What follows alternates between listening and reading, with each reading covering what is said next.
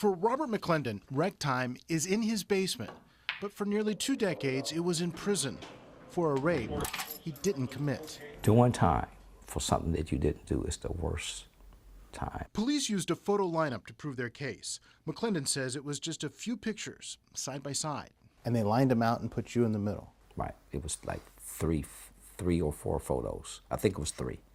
My attorney told me it was 3 photos, and mine was in the middle. We all know how that goes. How it went was McClendon served 18 years in prison because he was falsely ID'd. Pressure from the Columbus Dispatch and DNA technology finally proved he was innocent. After he got out of jail, McClendon turned his eyes to the State House. He wanted lawmakers to change how police do photo lineups.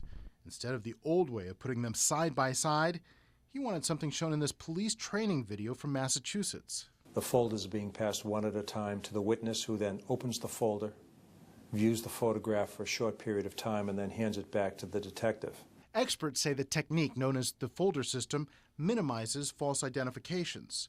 The legislature passed a law back in 2010 that suggests police use the folder system and requires them to put other safeguards in place. We lobbied real hard for that bill. We thought it was a good bill. But 10 Investigates has learned instead of going with that folder system that the law suggests, some law enforcement agencies are still going with the old system.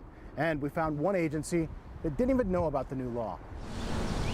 Like here at the Jackson County Courthouse. Swear affirm, tell the truth, whole truth, nothing but the truth, so help you God. Yes, sir. That's where Wellston Police Detective John Robinson recently took the stand to testify about this man, Larry Hart. Robinson arrested Hart for the beating of a 90-year-old man. Detective Robinson used a photo array that had a bunch of guys in street clothes. Then later, an officer gave the victim 2 suspects pictured in jail mugshots. One of them was Hart, a method that does not follow the folder system and, as Robinson admitted, does not follow the other requirements of the law. That law basically asks that administrators present those lineups in a particular fashion, in a particular manner, correct? You're aware of that? I am now, yes.